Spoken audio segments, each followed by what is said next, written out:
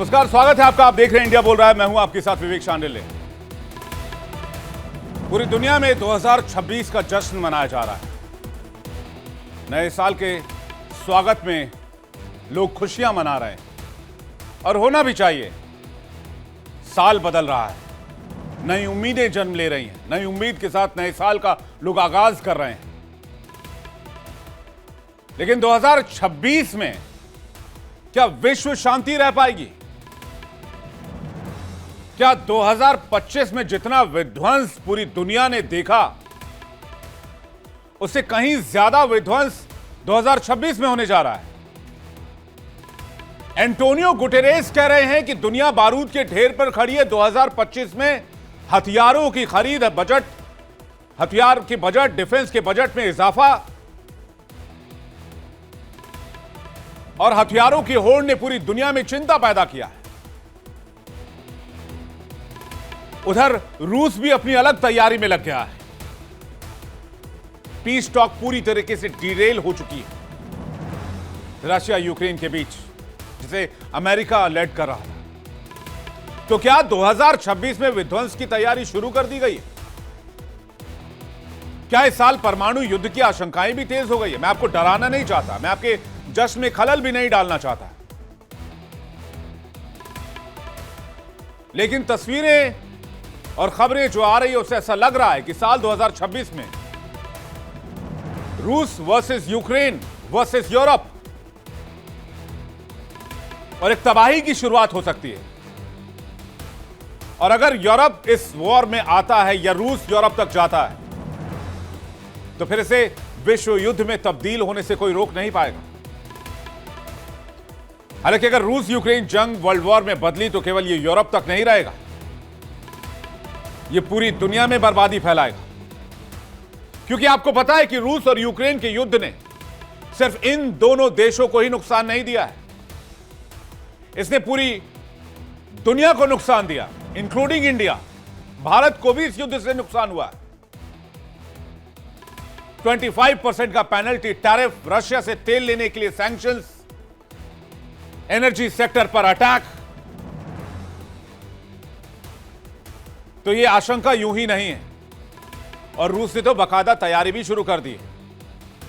Ukraine से जंग के बीच यूरोप से नाराज राष्ट्रपति पुतिन ने सबसे खतरनाक माने जाने वाली न्यूक्लियर मिसाइल ओरेशनिक को तैनात करने का फैसला कर लिया है। बेलारूस में 10 जगहों पर ओरेशनिक मिसाइलों को एक्टिवेट कर दिया गया है, जो कि एक सुपरसोनिक न्यूक्लियर वेपन है। और इससे पूरे यूरोप में टेंशन का माहौल है, क्योंकि इन मिसाइलों की जद में सिर्फ यूरोप ही नहीं, अमेरिका भी है। और ये मिसाइल कन्वेंशनल वॉरहेड के साथ न्यूक्लियर वेपन ले जाने की ताकत रखते हैं। इंपॉर्टेंट यह खतरे की बात यह है कि इन्हें रोकना दुनिया के किसी भी मिसाइल डिफेंस सिस्टम की बात है ही नहीं, एयर डिफेंस सिस्टम की बात है ही नहीं। यानी गलती से भी अगर एक बटन रशिया ने दबा दिया और यूक्रेन को निशाना बना दिया, तो दुनिया में न सिर्फ जंग का अलार्म बज उठेगा, बल्कि परमाणु जंग का अलार्म भी बज उठेगा। और ऐसे में पूरे विश्व के भविष्य को खतरा है। रूस ने अपनी परमाणु क्षमता को सक्रिय स्थिति में तैनात कर दिया है। ओरेशनिक जैसी परमाणु सक्षम मिसाइलें बेलारूस में ड्यूटी पर लगा दी गई, जिसका सीधा मैसेज है यूरोप और वैश्विक मंच को। यह रूस अब अपने ऊपर हुए, अपने राष्ट्रपति के घर के ऊपर हुए हमले का बदला चाहता है।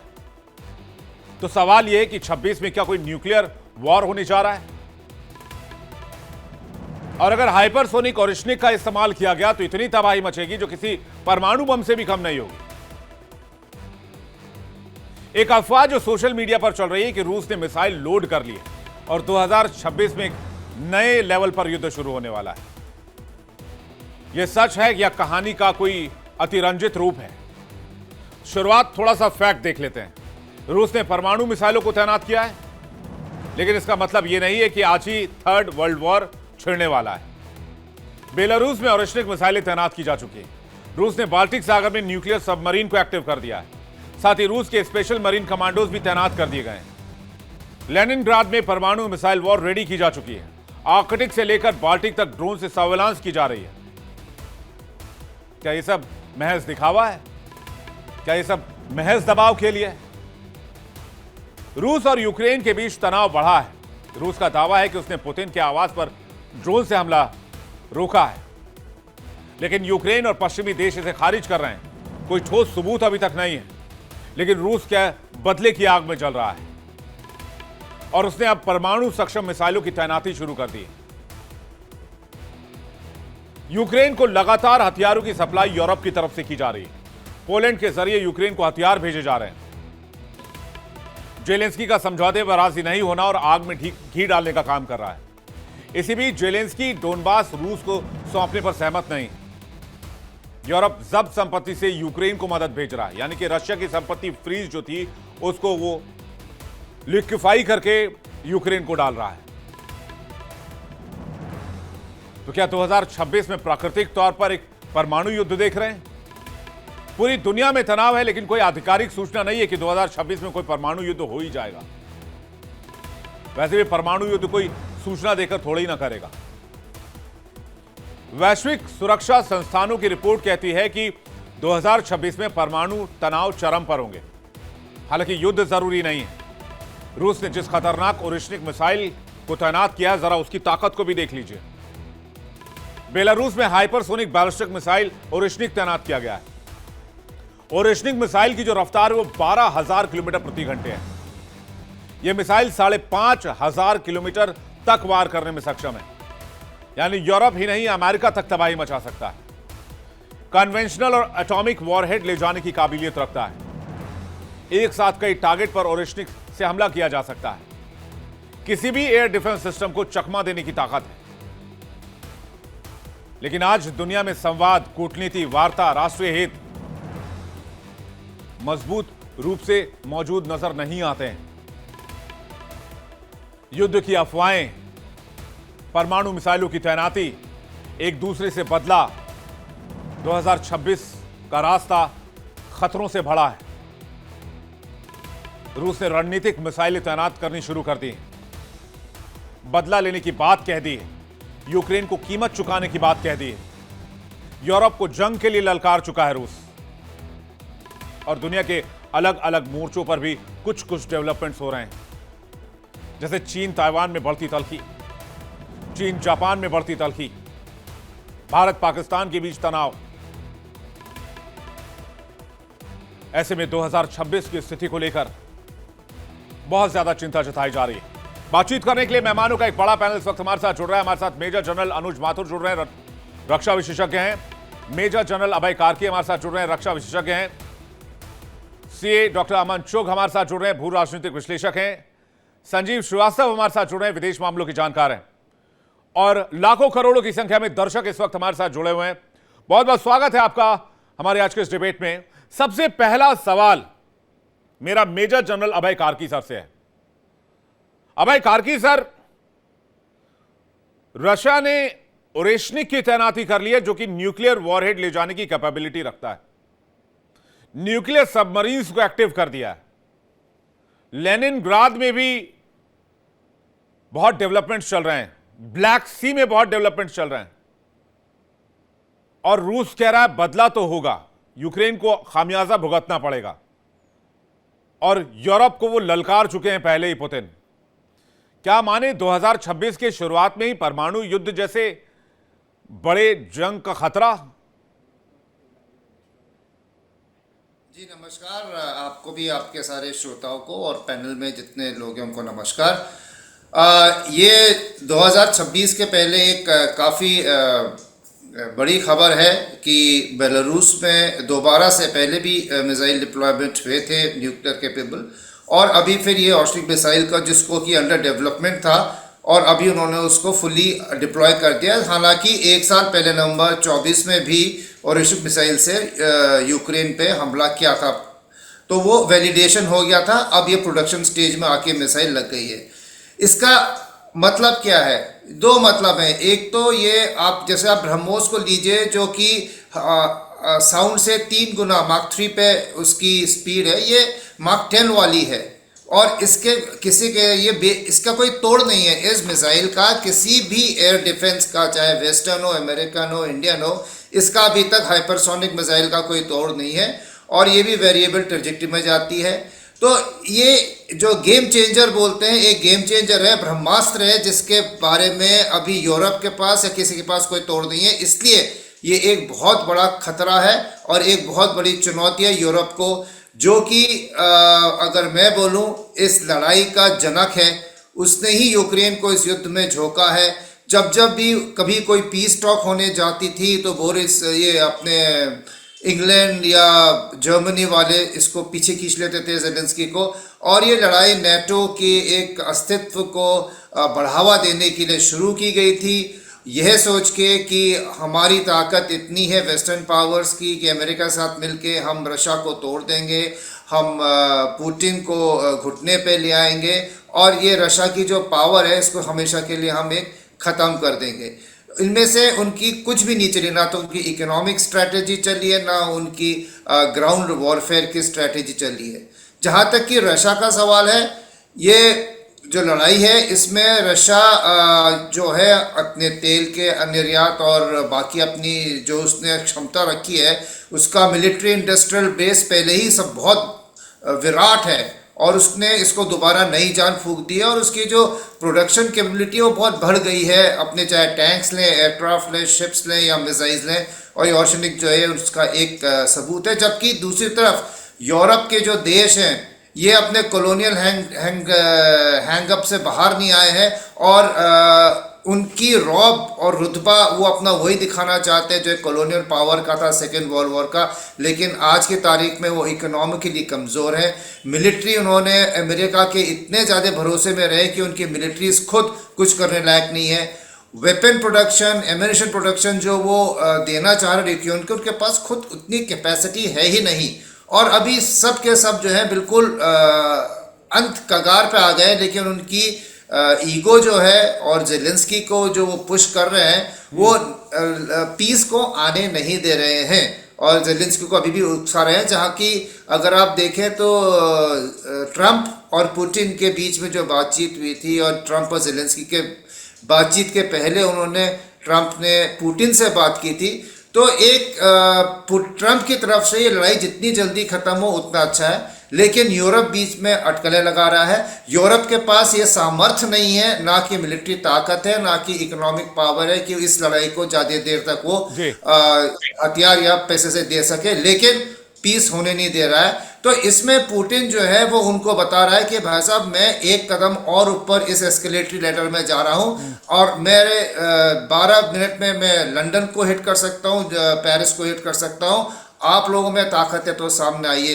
तो ये एक जो न्यूक्लियर थ्रेट एक डेटेरेंस के तौर पे है, प्लस यूरोप को और नेटो को ये बताने के लिए है कि आप में तो दम है नहीं, अगर आप कुछ करेंगे तो ये होगा, चुपचाप से ये बातचीत को होने दीजिए। और इसमें जो अभी कहते हैं कि यूक्रेन ने ड्रोन स्ट्राइक की है पुतिन के पैलेस के ऊपर, उसमें ट्रंप ने भी बोला है कि ये नहीं होना चाहिए था।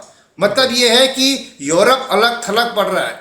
जेलेंस्की ट्रंप से बात कर रहा है, ट्रंप पुतिन से बात कर रहा है, यूरोप बीच में अपनी टांग अड़ा रहा है, हैसियत उसकी है नहीं। तो ये उन लोगों को जिनकी हैसियत नहीं है, पुतिन ने एक मैसेज दिया है। परमाणु लड़ाई तो दूर की बात है, लेकिन पुतिन एक ऐसा आदमी, अगर आप उसको उकसाओगे तो वो अगला कदम और उसके बाद एक और ऊपर का अगला कदम देने में बहुत सक्षम है। ये पूरा यूरोप जानता है। जी बिल्कुल। और पूरी दुनिया 26 का जश्न मना रही है और प्लानिंग कर रही है 26 को लेकर। 26 में ये है वो है। इवन चुग साहब मैं भी प्लानिंग में लगा हुआ 26 की, 26 में ये भी करना है, वो भी करना है, वो भी। अब 26 में क्या करेंगे? अब ये परमाणु मिसाइल लेके बैठ जाएंगे ये लोग, और परमाणु मिसाइल को अगर किसी ने इस्तेमाल कर ली तो उसके बाद तो फिर ऊपर वाला ही मालिक है।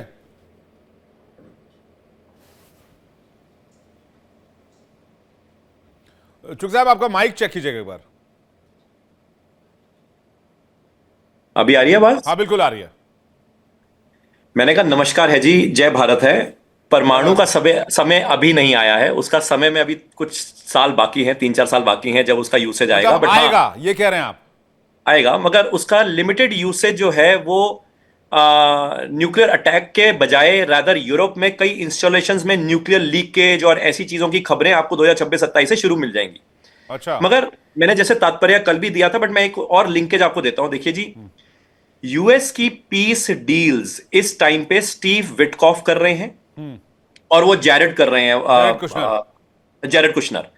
ये दोनों जो आदमी हैं ये ट्रम्प के खास हैं, और जो एक तो पहले एक तो घर का दामाद है सर।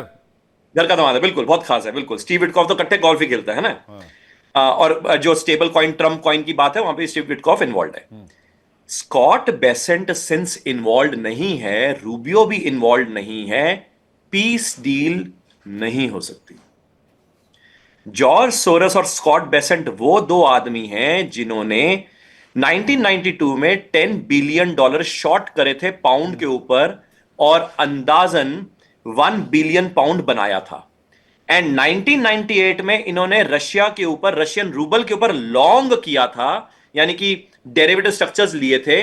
और क्वांटम फंड जो जॉर्ज सोरस का था, उसने $2 बिलियन के करीब लूज किया था। स्कॉट बेसेंट भी उसी के साथ इन्वॉल्व था। Scott Bessent and George Soros वो आदमी हैं, वो लोग हैं जो रशियन डाउनफॉल पे हमेशा चाहेंगे, रशियन बॉन्ड क्राइसिस चाहेंगे, रशियन करेंसी क्राइसिस चाहेंगे। एंड इसलिए मैं जिक्र कर रहा हूं कि जब तक स्टीव विटकॉफ या जैरेड कुशनर अगर नेगोशिएशन करेंगे, पीस डील नहीं होगी। अगर स्कॉट बेसेंट वगैरह आ भी जाते हैं, तो जो मैं दूसरा एंगल दिया था मॉनरो डॉक्ट्रिन के तहत, वो मैं दोबारा अगर मौका देंगे मैं उसके ऊपर फिर जिक्र करूंगा, उसके तहत यूरोप जो है वो नहीं चाहेगा कि ये पीस डील ट्रंप साहब करवा पाए, स्पेशली ट्रंप साहब करवा पाए। मैं दोबारा बोल रहा हूं, ट्रंप साहब नहीं करवा पाए, ये यूरोप इंश्योर करेगा। तो ये तो बहुत एक तरह से मामला बहुत क्रूशियल हो गया फिर तो। मतलब ये तो मैंने सुलझता ही नहीं दिख रहा है। मैंने क्या कल भी जिक्र ये किया था। तैनाती वाकई प्रेशर के लिए है, क्योंकि इस जैसे कि कार्की सर बता रहे थे, इस मिसाइल का तोड़ जो कि 12,000 किलोमीटर प्रति घंटे की रफ्तार से मैक 10 की स्पीड से मिसाइल जाती है, इसका तोड़ तो किसी के पास है ही नहीं। अगर नहीं भी न्यूक्लियर इस्तेमाल किया, अगर इन्होंने एक्टिव करके ही छोड़ दिया है, तो फिर भी मैसेज तो बहुत बड़ा है। बिल्कुल, मैसेज वही है जो मैं दोबारा जिक्र कर रहा हूं।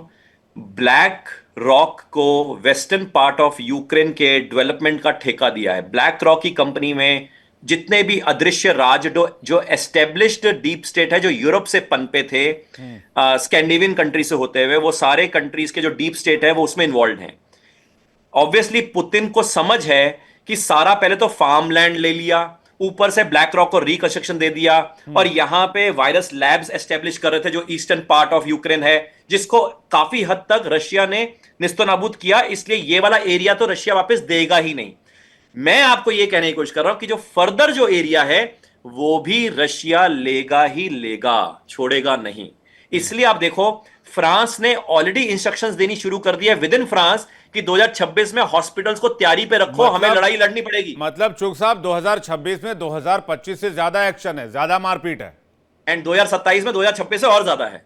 ये एस्केलेशन ऐसे ही और ज्यादा बढ़ता रहेगा, मतलब ये कह रहे हैं। 2028 में 2027 से और ज्यादा है। मैं माथुर सर का एक रिएक्शन ले लूं, उसका संजीव सर आपके पास आ रहा हूं। माथुर सर, देखिए, मैं चुग साहब से पार्शियली एग्री करता हूं, लेकिन उसकी वजह मैं आपको बताता हूं कि क्या हो रहा है। ये जो इन्होंने डिप्लॉयड न्यूक्लियर मिसाइल्स को एक्टिव डिप्लॉयड पहले से थी, इनको इन्होंने एक्टिव मोड में ला करके दे दिया। एक्टिव मोड का मतलब है they can fire any time.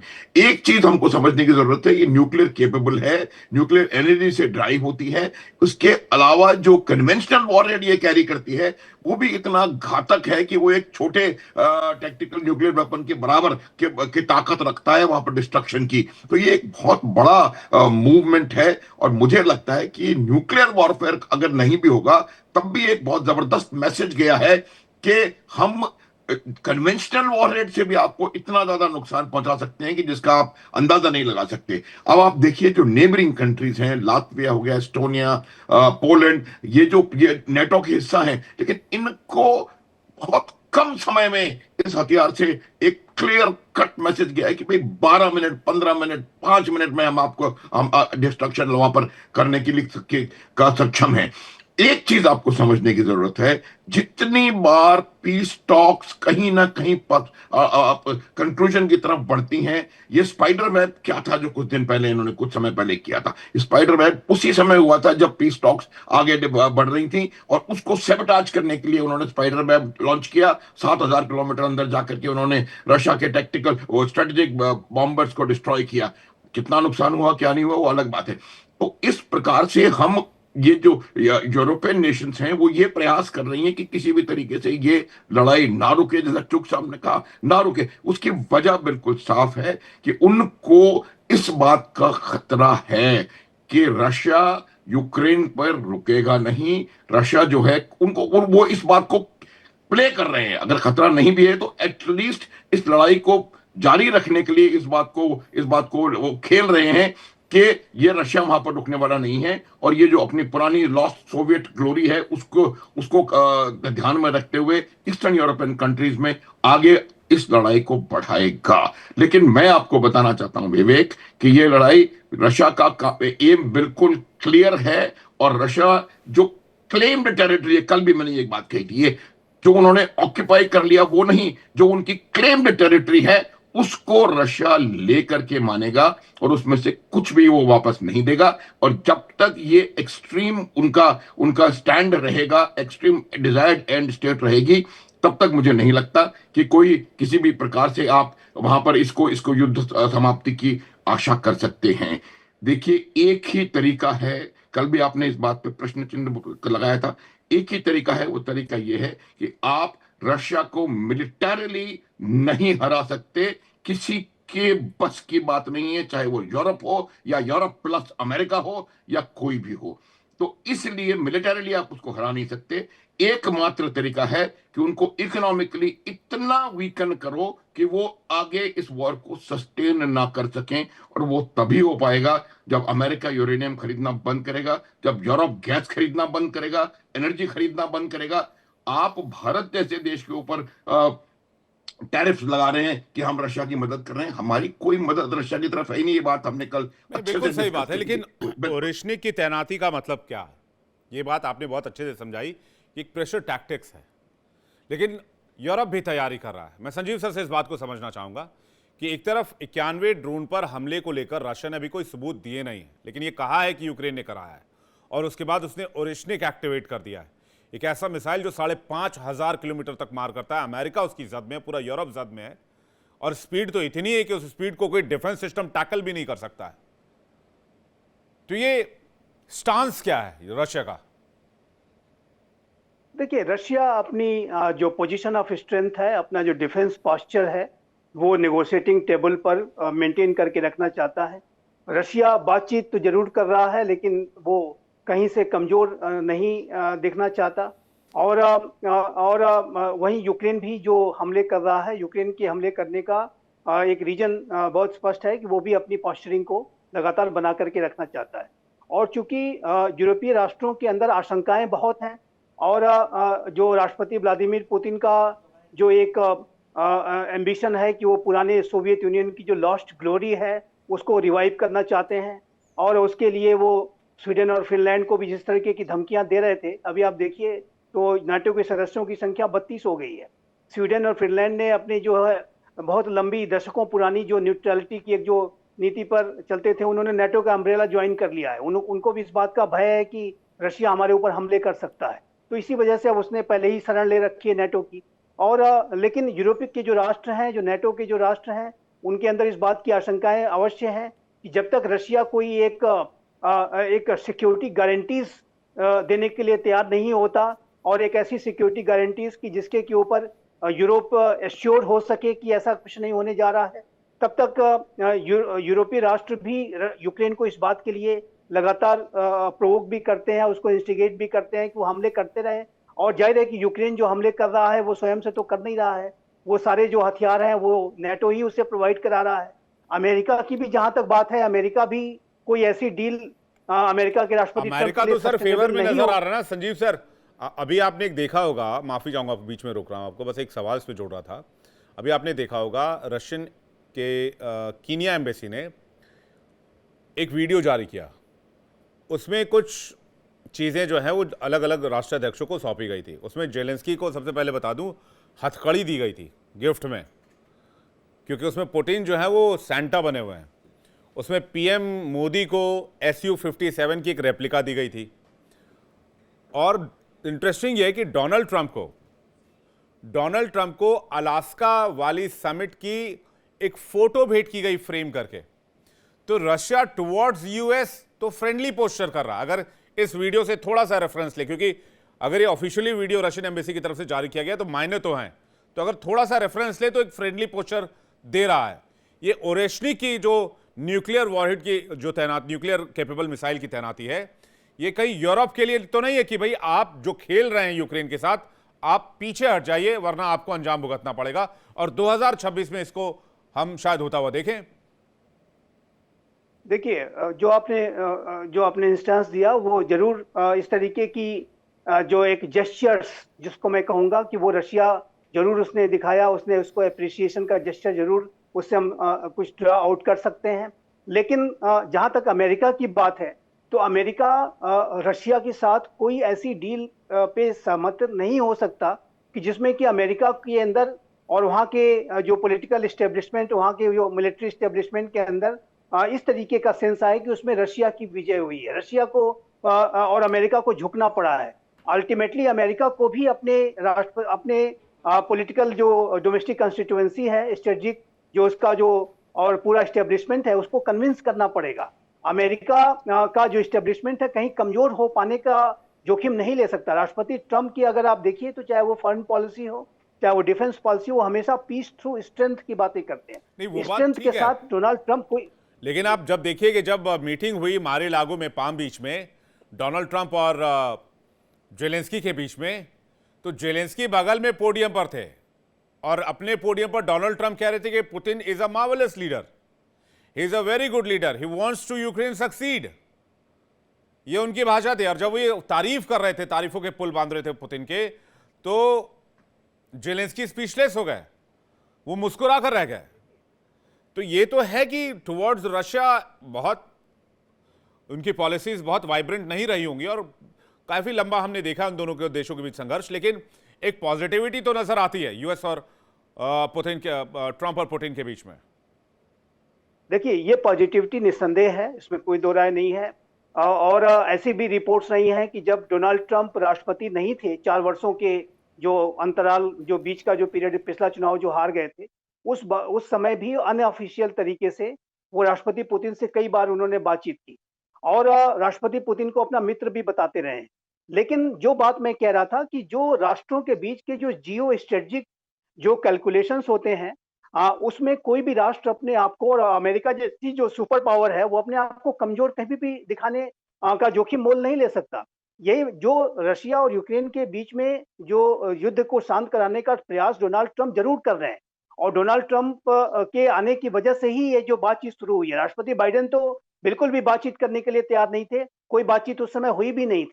लेकिन ये जाहिर है कि डोनाल्ड ट्रंप के आने से परिवर्तन आया है और वो राष्ट्रपति पुतिन के साथ उनकी जो इनके जो इंटरेक्शंस रहे हैं, जो एक फ्रेंडली जो एक जेस्चर्स दिखाते रहे दोनों नेता एक दूसरे के प्रति, उसकी वजह से ये परिवर्तन अवश्य आया है। हालांकि ये भी है कि युद्ध लंबा खींचा है और डोनाल्ड ट्रंप जिस तरह से कहते हैं कि वो ब्लड शेड नहीं देखना चाहते, टैक्स पेयर्स की मनी का इस तरीके से मिसयूज नहीं देखना चाहते, तो उन कारणों से भी युद्ध शांत कराना चाहते हैं और अपने आप को शांति का मसीहा भी कहते हैं। लेकिन वो हमेशा पीस थ्रू स्ट्रेंथ की बातें करते हैं। अमेरिका के राष्ट्रपति डोनाल्ड ट्रंप ने ईरान के प्रति आप देख लीजिए, हमास के प्रति देख लीजिए, हमेशा हमास और इजराइल के बीच में युद्ध को शांत कराने की बात वो हमेशा से करते थे। और ईरान के बारे में भी उन्होंने कई बार कहा कि ईरान के लोग बड़े अच्छे हैं, Iranian people are great people. But उन्होंने कल ही फिर से धमकी दी है कि यदि फिर ईरान ने न्यूक्लियर वेपन शुरू किया तो फिर अपनी जो बंकर बस्टर बॉम्ब का इस्तेमाल करना नहीं चूकेंगे। तो ये जो डोनाल्ड ट्रंप की जो की बातों में जो एक जो क्या कहते हैं और क्या करते हैं उनमें बड़ा एक अंतर रहता है, बड़ा फासला रहता है। हमारे ऊपर भी उन्होंने टैरिफ लगा दिया, लेकिन वो अगले दिन कहते हैं कि prime minister Modi is my great friend, और कभी कभी वो ग्रेट लीडर इत्यादि इत्यादि सारी बातें करते हैं। तो डोनाल्ड ट्रंप का जो बयान के ऊपर हमें नहीं जाना है, उनके द्वारा क्या एक्शंस लिए जा रहे हैं ऑन द ग्राउंड, उसके आधार पर उनके एनालिसिस होनी चाहिए और वो जो एक्शंस होंगे वो अमेरिका अपने आप को कमजोर दिखा नहीं, करके लेकिन नहीं मुझे ले सकता, क्योंकि आपकी अमेरिका बात को से भी मैं बहुत जवाब हद तक, देना है। जी संजीव सर, बहुत हद तक सहमत हूं, लेकिन मुझे मेरा आकलन अभी आप पैनलिस्ट की बातों को सुनकर और मौजूदा हालात को देखकर लग रहा है कि 26 में पॉसिबिलिटीज हैं कि यूरोप और रशिया भिड़ जाए और अमेरिका इसमें शामिल नहीं होगा। मैं कार्की सर का इस पर रिएक्शन चाहूंगा, उस पर उसके बाद चुग सर और मैं माथुर सर आपके पास आ रहा हूं। जी, मैं भी श्रीवास्तव साहब से थोड़ा बहुत असहमत हूँ। दो तीन चीज़ों में मैं बताता जी। हूँ। एक तो जो नेटो का रोल रहा है, या फिर नेटो का इतने सालों से जो देश एक के बाद एक नेटो में ज्वाइन करते जा रहे थे, ये एक विश्वासघात था। बोरिस येल्सिन के टाइम पे अमेरिका ने पूरा उसको विश्वास दिया था कि नेटो नहीं बढ़ेगा, वॉर्सो पैक्ट की कंट्रीज को आप छोड़ दो, ये बफर जोन में रहेंगी, ना नेटो इधर को आएगा ना वॉर्सो पैक्ट इधर को आएगा। और पुतिन ने भी बार बार ये बताया था लड़ाई के पहले कि आप हमारे नेटो में अगर ये आ जाता है यूक्रेन, तो न्यूक्लियर मिसाइल्स हमारे बिल्कुल बॉर्डर पे आ जाएंगी, बफर चला जाएगा, मत कीजिए। आपने प्रॉमिस किया था, मत कीजिए। लेकिन अपने नशे में यूरोप और नेटो और अमेरिका ने इसको बढ़ावा दिया और उसी की वजह से लड़ाई शुरू हुई है। ये कोई वो नहीं कि रशिया जो है पुराना सोवियत है, ये वो कुछ नहीं। ये उसको प्रवोक किया गया था इस विश्वास के साथ कि हम वही महाशक्ति है सेकेंड वर्ल्ड वॉर की, और हम रशिया को लड़ाई में उलझा के उसको इकोनॉमिकली इतना गिरा देंगे सैंक्शन से कि वो टूट जाएगा और मिलिटरली हार जाएगा। ये उनका गेम प्लान एक साल के अंदर बैठ गया और अब पासा उल्टा पलटा है। दूसरा, ट्रंप जब भी बात करते हैं इस लड़ाई की, कहते हैं Biden's war, Biden's war, he put us into this war, I am not, I will make peace. इसका मतलब वो इसका जितना भी श्रेय है वो ले लेंगे और उसमें अगर वो समझौता करते हैं श्रेय खुद लेंगे। लड़ाई का वो कोई से अमेरिका की हार को नहीं मानेंगे। और जैसे कि बताया था, मोनरो डॉक्ट्रिन वाली बात हो रही है। अमेरिका थोड़ा बहुत अपने को नेटो से डिटैच करके अमेरिकाज में कंसंट्रेट करता है। प्लस आज की तारीख में अगर अमेरिका यूक्रेन में जाता है तो ताइवान कंटिजेंसी के लिए उसके पास ट्रुप्स कहाँ से है, एम्यूनिशन कहाँ से, वैसे ही उनकी असले बारूद थोड़े कम हो रहे हैं। तो इन चीज़ों का अगर आप देखें तो अभी अमेरिका को कोई शक नहीं है कि उसको पीस चाहिए। रशिया ट्रंप के लिए कोई दुश्मन नहीं है। वो वहाँ पे इन्वेस्टमेंट अपॉर्चुनिटीज देख रहा है अपनी gas companies, oil companies, mineral companies, rare earth के लिए। वो रशिया में भी देख रहा है यूक्रेन के अलावा, तो वो तो चाहता ही है। लेकिन यूरोप बीच में अटका हुआ है। यूरोप को हर बार नज़रअंदाज किया जा रहा है और पुतिन भी कर रहा है और ट्रंप भी कर रहा है। तो ऐसे में अभी ये जो आपने सही बोला था कि यूरोप को मैसेज दिया है पुतिन ने कि आप पीछे हट जाइए, इस लड़ाई को कंक्लूड होनी चाहिए मेरी टर्म्स पे, नहीं तो आप भी मेरे टारगेट पे हैं और आप उसके बारे में कुछ नहीं कर पाएंगे। जहां तक न्यूक्लियर वॉरहेड का सवाल है, जैसा कि अनुज साहब ने बोला था, जनरल साहब ने, कि जो आपके टैक्टिकल न्यूक्लियर वॉरहेड की जो क्षमता है वो इसके इतना बारूद कैरी करता है कि ये कन्वेंशनल से भी कर देगा। तो मैं ये कहूँगा, बंद है मुट्ठी तो लाख की, खुल गई तो खाक की। उसने बेलारूस में लगा दिया है। अब बारी है यूरोप में ब्रिटेन, जर्मनी और फ्रांस जो बहुत चहक रहे हैं, और पोलैंड तो वैसे भी बॉर्डर उससे मिलता है तो वो तो कभी भी उसको चेप सकता है। लेकिन जो अपने को थोड़ा डेप्थ में मानते थे, उन देशों को भी सोचना पड़ेगा कि क्या हम इसको आगे और ले जाएं या फिर जहां पे है वहां पे यूक्रेन को नेगोशिएट करने दें और हम पीछे से आग ना लगाएं ताकि पीस जल्दी आ जाए। जी चुग साहब, आपको क्या लगता है, यूरोप के लिए खतरे की घंटी और अमेरिका यूरोप से खुद को अलग खींचता हुआ दिख रहा है टुवर्ड्स रशिया? बहुत उसने अपने आप को न्यूट्रल कर लिया है, बहुत एक तरह से वो एग्रेशन नहीं है पहले जैसा यूरोप के लिए, क्योंकि बहुत ताने मार चुके हैं डोनाल्ड ट्रंप पहले भी, हम तुम्हें पैसा देते हैं, हम बजट, डिफेंस बजट देते हैं, हम ये देते हैं, वो देते हैं, और तुम लोग कोई किसी काम के नहीं हो, तुम लोग ना बजट डिफेंस में डालते हो ना किसी और चीज़ में डालते हो, अमेरिका कब तक नेटो को पालता रहेगा। ऐसी कई सारी बातें ट्रंप ने कही। और उस पूरी सीक्वेंस को जोड़ा जाए और 2026 को देखा जाए तो मुझे लगता है कि 2026 यूरोप पर बहुत भारी पड़ने वाला है, और जो एग्रेशन पुतिन दिखा रहे हैं वो हल्के में नहीं लेना चाहिए यूरोप को। अब आपने मुद्दा छेड़ा मॉनरो डॉक्ट्रिन वाला, क्योंकि अब आपने छेड़ी तार। देखो, अब इसको थोड़ा स्टेज को सेट करते हैं। यूरोप जो है वो ओरिजिनल अदृश्य राज्य वहां पे सेटअप हुआ, वहां से एक डिवीजन आया जो कि यूके से फिर सेटल हुआ, जिसको हम सिटी ऑफ लंदन कहते हैं। लंदन सिटी नहीं, सिटी ऑफ लंदन कहते हैं। वहां से न्यू ऑर्डर एस्टेब्लिश होते होते जो यूएस में अब न्यू ऑर्डर एस्टेब्लिश हो रहा है, उसका किरदार है ट्रंप। जो पुराना ऑर्डर है, जो अदृश्य राज जो यूरोप साइड का है, उसका किरदार ट्रंप नहीं है। एक पहला ये स्टेज समझना बड़ा क्लियर है कि ट्रंप किसका किरदार है। स्कॉट बेसेंट जो है और जॉर्ज सोरस जो है, वो पुराना एस्टेब्लिश डीप स्टेट जो यूरोप का है, वो यूरोप उसका ड्रिवन है। स्कॉट बेसेंट और जॉर्ज सोरस दोनों नियोकॉन है। नियोकॉन का मतलब वो हमेशा फोर्सफुली डेमोक्रेसी इंपोज करने वाले लोग हैं, वो इजी वे में डेमोक्रेसी नेगोशिएशन टेबल के ऊपर बात करने वाले लोग नहीं हैं। अब आता है नेक्स्ट पार्ट। ट्रंप जो है वो पुतिन का खास आदमी है, ये छुपी हुई बात नहीं है। 2016 में ट्रंप को जिताने में रशिया का पूरा हाथ था, ये सारों को समझ है। 2016 में ट्रंप को क्यों लेकर आए गए? तो गेम वहां सिंपल से है चल रहा है। सॉरी, मतलब गेम वहां से उस समय से चल रहा है। वहां से चल रहा है। ट्रंप को इसलिए लेकर आए गए थे रशियन इंटेलिजेंस। आप थोड़ा और रिसर्च करेंगे, एंड ऑब्वियसली आपकी रिसर्च पूरी होगी, बट आप और देखेंगे तो आपको पता लगेगा कि उस टाइम पे ट्रंप को लाने में कई तरह के जो ईवीएम हैकिंग्स का जो रिजल्ट वहां पे जो बातचीत कर रहे थे, वो रशियन से ही ट्रैक हुआ था, एंड रशिया से ही उसका लिंकेज आया था कि ट्रंप को लाने में रशिया का हाथ है। एंड जब ट्रंप बाद में बाइडेन प्रशासन में इस मामले को इन्वेस्टिगेट भी कराया गया था, रशियन इन्फ्लुएंस बताया गया था डोनाल्ड ट्रंप के फर्स्ट रेजिम में। बिल्कुल। तो जब ट्रंप साहब आए थे तो ट्रंप को कहा गया था बाय एस्टेब्लिश डीप स्टेट की भाई साहब तुम एंटी रशिया मत छोड़ना, मगर ट्रंप ने एंटी रशिया छोड़ दिया, वो पुतिन का खास दोस्त बन गया, एंड एंटी चाइना उसने शुरू कर दिया। तो एंटी चाइना क्यों? 2016 में एक 4 बिलियन पाउंड की डंकन नाम की एक शिप थी, जो साउथ चाइना सी जाते आते प्रोपेलर उसका चलना बंद हो गया।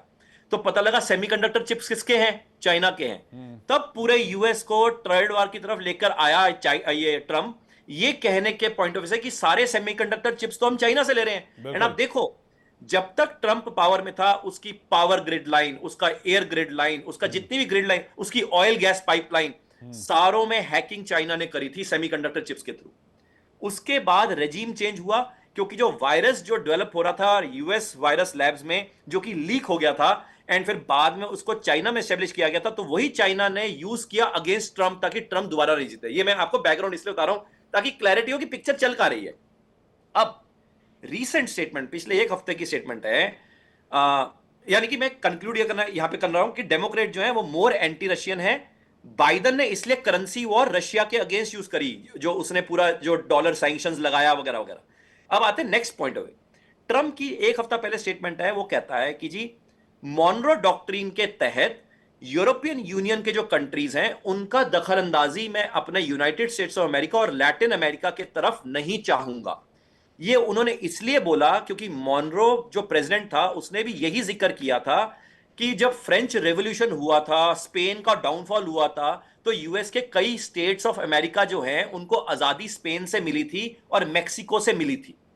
एंड इसलिए उन्होंने तब मॉनरो डॉक्ट्रिन बनाया था कि भैया तुम अपना यूरोप संभालो, हम अपना यूनाइटेड स्टेट्स ऑफ अमेरिका संभालेंगे, हमारा लैटिन अमेरिका संभालेंगे। यूरोप और यूएस को इकट्ठा करके नेटो बनाया गया। अब मुद्दा यह है, ट्रंप बार बार, जो आपने जिक्र किया ना, ट्रंप बार बार क्यों यूरोपियन यूनियन को गालियां निकालता है? वो इसलिए निकालता है क्योंकि वो एस्टेब्लिश डीप स्टेट का आदमी नहीं है। वो ये कहना चाहता है भैया मैं new establish deep state, new deep state का आदमी हूं, तुम्हारा आदमी हूं नहीं। तुम अपना रोना रो, मैं अपना खेल खरू, एंड तुम बीच में मेरे दखलंदाजी करोगे तो मैं भाई साहब तुम्हारे से अलग हूं। इसलिए जब जब बेचारा वो पीस डील करने निकलता है पुतिन के साथ, वहां पे यूरोप घुस जाता है बीच में, नेटो घुस जाता है। इसलिए आप देखेंगे वेरी सून नेटो में भी डिवीजन होगी, आप देखेंगे 2026 और बहुत हद तक संभव है कि यूरोपीय कंट्रीज ने ये जो अटैक है 91 ड्रोनों का पुतिन के घर के ऊपर, उन्होंने कराया हो कि वो चाहते ही नहीं थे कि भी उधर जो है वो बातचीत सक्सेसफुल हो जाए ट्रंप और जेलेंस्की के बीच में, और वो मसौदा बन जाए जिस पर रूस भी सहमत हो जाए। तो हो सकता है कि उधर से कराया कुछ, हालांकि कुछ एलिगेशन रशिया पर भी लग रहे हैं। लेकिन अगर रूस यूरोप के खिलाफ गया तो क्या होगा, माथुर सर से जानना चाहूंगा, फिर मैं संजीव सर आपके पास आ रहा हूं। देखिए ये बात बिल्कुल साफ है कि आज की तारीख में नेटो को, यूरोप को एक ऐसा सिक्योरिटी आर्किटेक्चर चाहिए जिसमें पूरी तरह से अमेरिका के ऊपर डिपेंडेंस ना हो। जब तक क्योंकि वो इस बात को समझ चुके हैं, जैसा कि डॉक्टर चुक कह रहे थे, बिल्कुल इस बात को समझा जा चुका है कि अगर अमेरिका के इंटरेस्ट के साथ कहीं भी कॉम्प्रोमाइज हुआ, चाहे वो ट्रंप हो, बाइडेन हो, कोई भी हो, अमेरिका के लिए अमेरिका फर्स्ट ये जो है, ये जो जुमला मागा लगाया वो हमेशा से उनके लिए रहा है। अमेरिका के इंटरेस्ट से कहीं भी कॉम्प्रोमाइज होगा तो अमेरिका किसी को भी भी कुछ भी कह सकता है। वो हेनरी किसिंजर का वर्ल्ड फेमस डायलॉग है, उसको मैं एक बार और रिपीट कर देता हूं कि friendship enmity with America is dangerous and friendship with America is fatal. तो ये बिल्कुल क्लियर है। और अमेरिका की फ्रेंडशिप का जो जो अब इनको लग रहा है नाटो देशों को कि वो कभी भी उनकी मदद, ये बिल्कुल नहीं होने वाला है विवेक। और इसलिए एक नया सिक्योरिटी आर्किटेक्चर वो बनाने का प्रयास कर रहे हैं। आज यूरोप की जो सिक्योरिटी है वो इस कदर अमेरिका के ऊपर डिपेंडेंट है कि अगर अमेरिका वहां से हाथ खींच ले तो यूरोप को रशिया से या किसी से भी कोई भी नहीं बचा सकता। नहीं, ये मुझे बिल्कुल लगता है क्लियर। सर ये जेस्चरिंग शुरू हो चुकी है यूएस के साथ। यूएस ने जेस्चरिंग देना शुरू कर दिया है कि नेटो अब आप अपनी जिम्मेदारी खुद संभालिए, अमेरिका अब आपके हमेशा आपके लिए खड़ा नहीं रहेगा या आपके लिए ही लड़ाइयां नहीं लड़ता रहेगा। ना केवल यूएस जेस्चरिंग कर रहा है, उसके अलावा यूरोप ने भी शुरू कर दिया है। हर एक देश ने 2 से 5% जीडीपी का जो जो है अपना डिफेंस बजट को बढ़ाया है। ये कोई मजाक नहीं है। 2 से 5% जीडीपी ऐसे यूरोप के लिए जो कि इकोनॉमिकली बिल्कुल डाउनफॉल की तरफ जा रहा है, वहां पर आप इतना ज्यादा पैसा एक नॉन इन्वेस्टमेंट में लगा रहे हैं। इसका बिल्कुल साफ मतलब है कि वो एक आर्किटेक्चर विदाउट अमेरिका चाहते हैं। और वो इसीलिए चाहते हैं कि ये यूक्रेन की लड़ाई चलती रहे ताकि वो अपने उस चीज को कंसोलिडेट करने के लिए उनको जो टाइम की जरूरत है वो कहीं ना कहीं उनको मिल जाए। एक बात बिल्कुल साफ है कि यूरोप जो है वो इस लड़ाई को बंद नहीं होने देना चाहता। और इस वजह से अगर आप वो फॉल्स फ्लैग कह रहे हैं कि रशिया ने फॉल्स फ्लैग करवाया, ये करवाया, ये बात मैं बिल्कुल मानने को तैयार नहीं हूं। जी। ये इसमें पूरी तरह से यूरोप का हाथ है। जो हमला रशियन प्रेसिडेंट के घर में अटेम्प्टेड स्ट्राइक हुआ है, और उसकी वजह बिल्कुल यही है कि वो नहीं चाहते कि किसी भी तरीके से इस लड़ाई में ये लड़ाई बंद हो। उसी यही वजह। आप देखिए किस प्रकार के जर्मनी और फ्रांस के स्टेटमेंट्स निकल करके आ रहे हैं। तो ये एक बहुत बहुत गहरा खेल चल रहा है। जहां तक राइवलरी का सवाल है, सुपर पावर राइवलरी अब जो है वो कन्फाइंड है रशिया, अमेरिका और चाइना के बीच में। और ये जो चाइना का 100 ईयर मैराथन का जो जो कॉन्सेप्ट है, वो कॉन्सेप्ट अभी पूरी तरह से रंग ला रहा है। और ये बात मैं कहने में बिल्कुल नहीं हिचक रहा हूं कि चाइना आज अमेरिका से कई पैरामीटर्स में बहुत ज्यादा आगे निकला हुआ है। जो अभी डॉक्टर चुक कह रहे थे, आज आप एक अमेरिका के F-35 को स्ट्रिप करके देख लें, 70% सामान उनका होगा, 30% सामान जो है वो चाइना से आया हुआ है। चाइना अगर एक चीज को एक्टिवेट करेगा तो अमेरिका का सारा डिफेंसिव मैकेनिज्म जो है वो कहीं ना कहीं धराशायी होता हुआ आपको नजर आएगा। तो ये सर, बात लेकिन अभी अमेरिका सर क्या हुआ सर पता कि है। अभी कंबोडिया जो है वो MRSL multi rocket launch system का इस्तेमाल कर रहा था और चाइना से लिया था उन लोगों ने, और वो वहीं पे फटने लग गया। उसे जो रॉकेट लॉन्च हो रहे थे वो लॉन्च ही होना बंद हो गया और वहीं पे फटने लगे। HQ-9 का हमने देखा अभी क्या हुआ। तो सर चाइनीज हथियार तो डिपेंडेंसी अगर कोई है देश जैसे कंबोडिया था तो उसकी तो हालत खराब हो गई अभी थाईलैंड कंबोडिया युद्ध वाले दरमियान में। नहीं कर रहा हूं, जो उसके जो कंपोनेंट्स हैं, जो क्रिटिकल कंपोनेंट्स हैं, वो चाइना से आ रहे हैं। ये बात हमको समझने की आवश्यकता है और अमेरिका इस बात को अच्छे से समझता है। जी चुक साहब कुछ कहना चाह रहे, जल्दी से आपका रिएक्शन में संजीव जी के पास जा रहा है। चुक साहब बीच में आप कुछ कहना चाह रहे वाला सिर्फ ये ऐड कर रहा हूं कि यूरोप ये भी इंश्योर करेगा कि जो ट्रंप है वो यूएस और चाइना में एंटेंगल्ड जरूर हो। तो आप ये भी देखेंगे आने वाले समय में कि एक तरह से चाइना के एंटेंगलमेंट में यूएस के अंदर साथ में जो इन्वॉल्वमेंट होगा वो यूरोप का हाथ होगा, ताकि ट्रंप जो है वो चैन की सांस ना ले पाए एंड वो रहकर एक और जगह एंटेंगल्ड हो, ताकि ट्रंप को नेटो की जरूरत पड़े टू काउंटर चाइना। मतलब यूरोप चाहता है कि जो है वो नेटो का हाथ ना छोड़े। यूरोप चाहता है डोनाल्ड ट्रंप को ऑक्टोपस बना दे और 10 जगह एंगेज करा दें, उनके हाथ पांव 10 जगह फंसे रहें और वो इस जी जी कुछ कह रहे थे आप? हाँ बस यही पॉइंट था, ताकि यूएस का हाथ नेटो ना छोड़े, जी सॉरी नेटो का हाथ यूएस ना छोड़े, जी कहने का मतलब। संजीव सर, अगर यूरोप इस युद्ध में पड़ा, जिस युद्ध की शुरुआत ऐसा लग रहा है कि 26 में होगी और जिस तरह से ओरिश्निक मिसाइल तैनात की गई और यूएस इस युद्ध से पीछे हटा, बाईपास कर दिया उसने नेटो के चार्टर के आर्टिकल 5 को, देन क्या स्थिति बनेगी? इस पर चाहूंगा आपका ओवरव्यू। देखिए, चाहे वो यूनाइटेड स्टेट्स ऑफ अमेरिका हो, चाहे यूरोपियन राष्ट्र हो, वो नेटो को कमज़ोर होने देने का जो रिस्क है, जो जोखिम है, वो ले नहीं सकते वो। और नेटो को मैं कमज़ोर होते हुए नहीं देखता। मुझे लगता है कि नेटो को अपना जो अलायंस है, जो ट्रांस एटलांटिक मिलिट्री अलायंस है, वो बना करके रखना होगा। ये अलग बात है कि यूरोप के जो राष्ट्र हैं उनकी आशंकाएं अवश्य हैं, और जिसका कि जिक्र माथुर सर ने किया, और ये जरूर है कि वो अपने एक खुद के एक आर्किटेक्चर के बारे में विचार कर रहे हैं। लेकिन क्या जो यूरोप के जो राष्ट्र हैं वो अपने एक यूरोपियन आर्किटेक्चर से रशिया का जो चैलेंज है उसको डील कर लेंगे, या चाइना का चैलेंज वो डील कर लेंगे? नहीं कर सकते। जो वेस्टर्न अलायंस है उसको बना के रखना होगा। यूनाइटेड स्टेट्स ऑफ अमेरिका भी यदि नाटो में से बाहर आता है तो फिर वो जापान को और साउथ कोरिया को और फिलीपींस को किस फेस के साथ उसको डील करेगा? क्या सऊदी अरबिया और मिडिल ईस्ट के रीजन में इजराइल के अंदर इस तरीके की आशंकाएं नहीं आएंगी कि अमेरिका ने जब यूरोप को छोड़ दिया तो हमको कब छोड़ देगा, कुछ पता नहीं है। और ऐसे में अमेरिका की जो डिक्लाइन की जो बात कही जाती है वो अगले दिन ही हो जाएगी। क्या अमेरिका उस डिक्लाइन को स्वीकार करेगा? अमेरिका का एस्टेब्लिशमेंट इसे स्वीकार करेगा? बिल्कुल नहीं करेगा। अमेरिका का क्या जो मिलिट्री इंडस्ट्रियल कॉम्प्लेक्स है वो ऐसे किसी भी डील को स्वीकार करेगा कि जिसमें अमेरिका आइसोलेशन में चला जाए? ठीक है, आज अमेरिका वेस्टर्न हेमस्फीयर की बात कर रहा है, मुन्नो डॉक्ट्रिन वगैरह की चर्चा चुग साहब ने की, लेकिन क्या अमेरिका एक आइसोलेशनिस्ट होने का जोखिम मोल ले सकता है? आज के ग्लोबलाइज्ड वर्ल्ड में, इंटरकनेक्टेड वर्ल्ड में, ग्लोबल विलेज जिसको हम कहते हैं, इंफॉर्मेशन एंड कम्युनिकेशन टेक्नोलॉजी, एक घटना अमेरिका के किसी शहर में हो जाए और यहाँ पर जो है हड़कंप मच जाता है नई दिल्ली में कि अमेरिका में ऐसी घटना हो गई, या यहाँ भारत में अगर कुछ हो गया तो अमेरिका में हड़कंप मच जाता है। तो ऐसे में क्या अमेरिका आइसोलेशन का जोखिम मोल ले सकता है? क्या वो ऐसा कर सकता है? क्या ग्लोबलाइजेशन रिवर्सिबल है? जाहिर है कि ऐसा नहीं हो सकता। और ये जो आज का जो विश्व है वो अलग विश्व है, इंटरकनेक्टेड है, इंटरडिपेंडेंट है। और ऐसे में जो और देखिए, यदि नेटो कमजोर पड़ता है तो उससे सबसे ज्यादा खुशी किसे होगी? रशिया इसको अपनी विक्ट्री के तौर पर लेगा। रशिया डे वन से ही चाहता है कि नेटो कमजोर पड़ जाए। नेटो को तोड़ना ही रशिया का लक्ष्य है। नेटो के एक्सपेंशन के आधार पर ही रशिया ने यूक्रेन पर हमला किया था। लेकिन और नेटो रशिया का ने डिफेंस एक्सपेंडिचर का 70% अमेरिका उठाता है सर, ये भी तो उतना ही ट्रूथ है। देखिए, एक बात मैं कहना चाहता हूं, डोनाल्ड ट्रंप निस्संदेह एक ट्रांजैक्शनल लीडर हैं, बिजनेसमैन हैं, और उनका ये रहता है कि हम पूरा खर्चा क्यों उठाएं। वो ये चाहते हैं कि जो नेटो के जो राष्ट्र हैं वो अपने डिफेंस एक्सपेंडिचर को और अधिक से अधिक कंट्रीब्यूट करें।